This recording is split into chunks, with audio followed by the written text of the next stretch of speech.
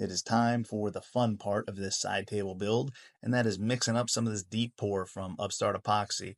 Now, they've got a ton of different colors to choose from with their color creator. The options are pretty much endless, but I went with metallic red and black because that's my favorite color combo.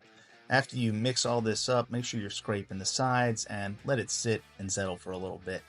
I chose to pour them both at the same time because one, I thought it would look cool, and I also wanted to just really mix them in together nice and well.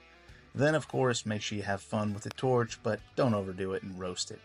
Once this gets tacky, I'm going to add some freedom seeds. Start with a dash of 30-06 and then sprinkle in some 556. Make sure not to go too heavy on the 45 though. Then add a nice thick layer of deep pour from Upstart Epoxy and make sure to roast any bubbles that rise to the top.